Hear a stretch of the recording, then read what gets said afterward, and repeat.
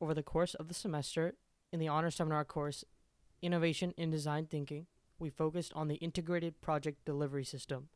It is a method of completing a job in an efficient and inclusive manner. We focused on its application in the University of Kansas's COVID-19 response. What follows is our analysis of the process, its outcomes, and what could have been improved. Hi, I'm Matt Quast. Hello, my name is Tony Chaika.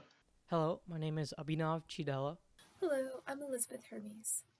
Hi, my name is Megan Booth. Hello, my name is Santiago Trejo Lopez. Hi, my name is Nicole Manny. My aspect of the IPD process was organization and leadership. Organization and leadership takes place early in the IPD process.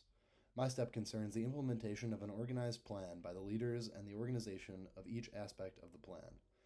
To succeed in this step, one must exhibit strong leadership qualities by listening to all stakeholders, making tough early decisions, and finally, synthesizing input into an early stages organized plan of action. My aspect of IPD is the early goal definition. So early goal definition is a step that takes place early in the design process, and it's where the project goals are developed, agreed upon, and respected by all participants.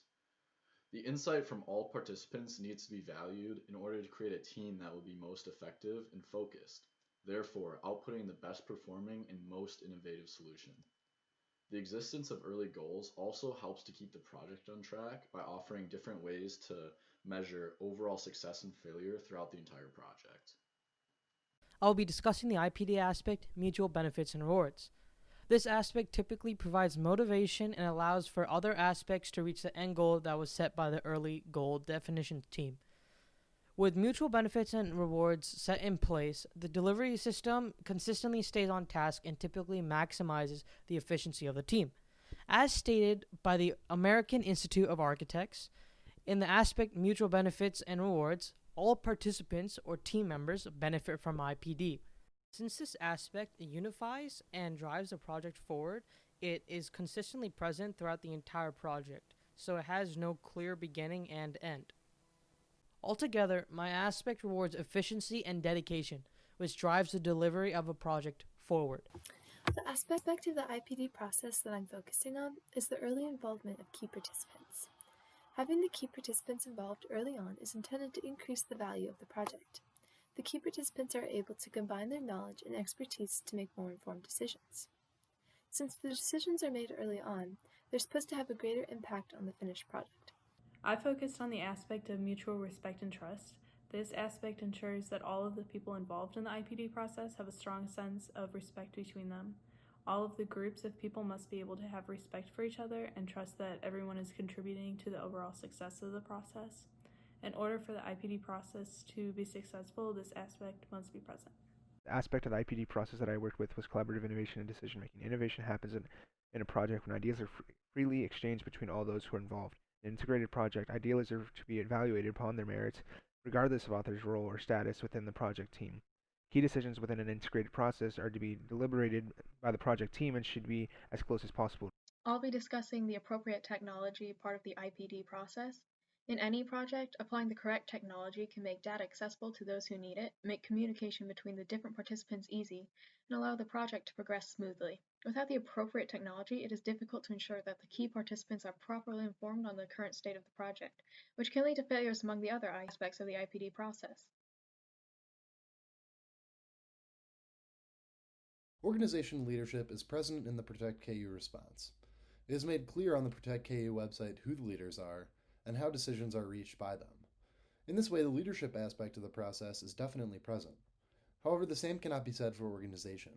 There is no sign of early planning, and overviewing the response, it seems that most decisions were made in a reactionary manner to put out fires as they came up, as opposed to early on in the process. The evidence of early goal definition being applied with the Protect KU plan is hard to find, but there is some. The first example of early goal definition is the Protect KU statement that can be found on the main page of protect.ku.edu and can be found on posters at the entrances of some buildings. Other examples of some early goal definition include the CV keys around campus to enforce the goal of tracking population concentration in various buildings, And also the posters that remind people to wear masks and stay safe, as well as the directional posters indicating which doors are entrances, which are exits, and which staircases are supposed to be up or down only. These are all examples of some sort of early goal definition that was set in place by the decision makers. The key participants involved in Protect KU fall into three categories: the decision makers, the implementers, and the affected. The decision makers are the Chancellor Douglas Garrard and Provost Barbara Beichlemeyer. They received guidance from the Kansas Department of Health and Environment. The implementers are the professors' custodial department. The affected group is primarily the students. However, all groups feel the effects of the decisions made. To help bring involvement from students, KU put together working committees, usually containing 2 KU students, to help make more informed decisions. The students had some influence, but overall the final decisions were made by the administrators. In the Protect KU program, the overarching reward for everyone following the guidelines is lower case numbers and sooner getting back to normal life before 2020.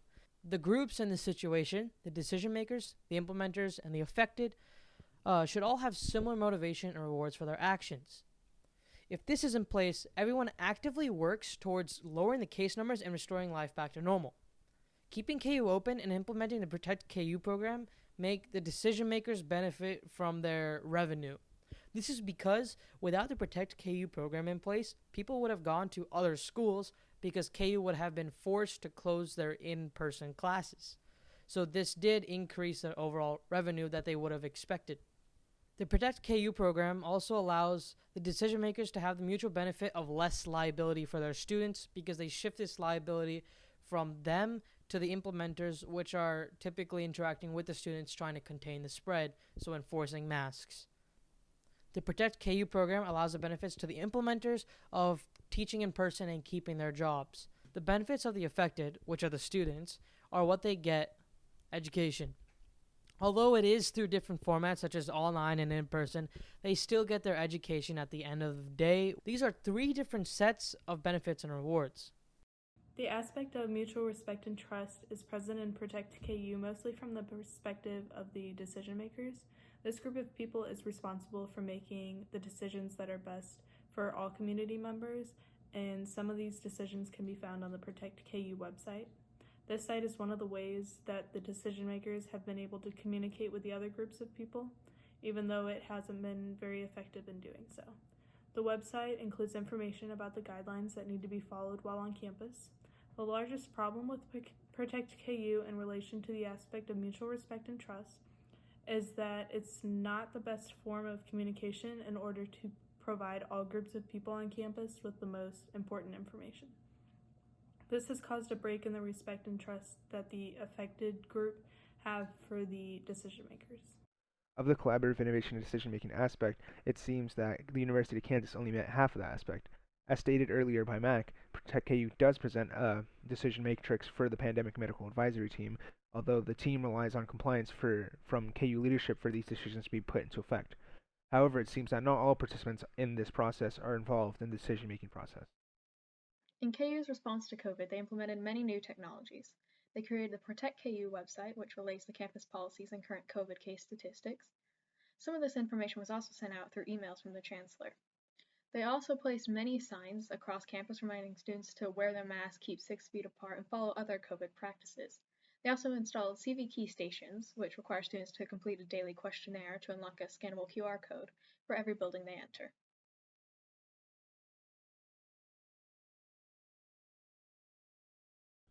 All told, my aspect of the process was a failure through and through.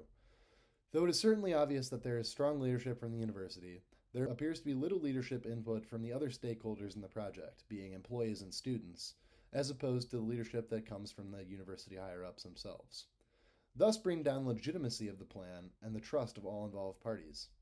Furthermore, there is a total lack of early organization, which resulted in a response that felt more reactive than earnestly planned out and organized from the beginning. Overall, the early goal definition for Protect KU was a failure. There was never really a clear goal set, such as a certain percentage of people infected that they wanted to stay under. Also, there was a never common goal defined between all three groups, which was really important, since each group had their own separate interests. The lack of common goals hurt the team communication between the three groups and their willingness to work together. The overall lack of goals by the decision makers ended up in some half implemented policies around campus. Some of these included some entrances didn't have CV keys, which kind of wipes out the entire purpose of having them in the first place, as well as confusing sets of signs and directions that leave people perplexed. If they actually follow the up and down arrows of a staircase, they can't really navigate a building, which usually means they don't follow it. Overall, a more defined, transparent, and common goal that would be defined during this step would really help the Protect KU mission, and as well as help the rest of the IPD process go smoother, and would have yielded a more successful implementation of the Protect KU safety measures. Although the mutual benefit of lower cases is good, it's not specific enough. It is a vague goal and a reward, which does not drive enough motivation due to the lack of specificity. It's harder to reach a goal where you don't know where it ends. So, the three different sets of mutual benefits and rewards split the groups to have different levels of motivation or different drivers. Typically, in a normal school year, the decision makers would get their revenue, the teachers would teach and keep their job, and the students would experience a college life such as parties, socializing, and learning. Instead, the Protect KU plan increases liability for the decision makers and implementers because people have to interact during a pandemic, and the implementers are more responsible for these students. So the implementers not only have to teach with a pandemic going on, but they also have to be responsible for the students keeping social distancing and wearing masks. And also, students have to not experience a full college experience. So this includes having asynchronous classes. They don't have real face-to-face interactions with others in their classes and with teachers. This causes a mutual benefits and rewards conflict, which results in decreased efficiency because the other aspects need unified motivation. Overall, my aspect fails because it does not properly provide consistent motivation for everyone to work together towards the end goal. Determining the overall success of Protect KU is difficult due to the lack of defined goals. However, KU was successful in trying to involve members of all three groups through the use of committees. Despite the committees, not everything in the Protect KU plan went smoothly. For example, throughout the buildings there was signage intending to direct traffic flow through the building. The signage was confusing and incomplete. It was something that we interacted with every day. And it was an indicator of the lack of communication between the key participants. If the university cannot be trusted to get the small things right, can we trust them to protect us? From the beginning, students felt like their voice was not being heard. As a result, decisions were made without the buy-in from all three participants. Students were less compelled to respect the regulations set before them. Overall, this lowered the trust and respect between the participants. Overall, there were both successes and failures in the aspect of mutual respect and trust. The largest success of this aspect was the widespread use of masks while on campus. This was a relatively easy guideline for students and faculty to follow, and they had the respect and trust to wear masks on campus. One of the most problematic parts of this aspect during this semester was the divide between the decision makers and the affected. The guidelines are being created by faceless rulers, and students are following them mostly because they were created by authority figures. Another reason for the divide between these groups of people is that the main mode of communication between these groups was through email. These emails were not always consistent or comprehensive, which decreased the respect and trust students have had in the decision makers. A key part of collaborative innovation and decision-making is in its name, innovation. Innovation can generally be thought of as a change in something with a goal of improvement in mind. Innovation in the context of KU would have been shown through several iterations to policies throughout the semester as variables have changed. For example, as the semester dragged on, KU failed to address various shortcomings of the implemented policies. As stated earlier, one of the shortcomings of the implemented policies was the lack of planning that went into the implementation of pathing signage around campus. Proper collaborative innovation would have corrected these mistakes as all participants, including students in the project, would have been able to propose ideas for correction. In this context, it was impossible for students to offer ideas or improvement of these policies to accommodate for the shortcomings of the pandemic team and KU leadership. To begin with, there was success with the technology implemented by KU, but it did not evolve to meet the students' needs as the semester progressed. The mass usage of posters and signs across campus about the mask policy and other COVID practices was a great success. Not only did it remind students to take precautions, such as wearing a mask, but it also created an environment that enforced the mask policy, leading students to actually follow it. Originally, the Protect KU website and emails provided useful information about the number of cases of coronavirus, but as it became clear there were no huge breakouts and we'd be staying on campus for a semester, this technology became obsolete. Instead of innovating the website to provide useful information efficiently to students, they buried the actual data further in the website in difficult to comprehend graphs and time-consuming videos. By the end of the semester, the usage of technology in KU's response to coronavirus was less successful. Overall, Protect KU, in the eyes of the IPD process, fails. Hopefully, in a future pandemic, if it were to happen like this, KU would be more prepared and be able to control this pandemic more efficiently than described in this video. Thank you for watching.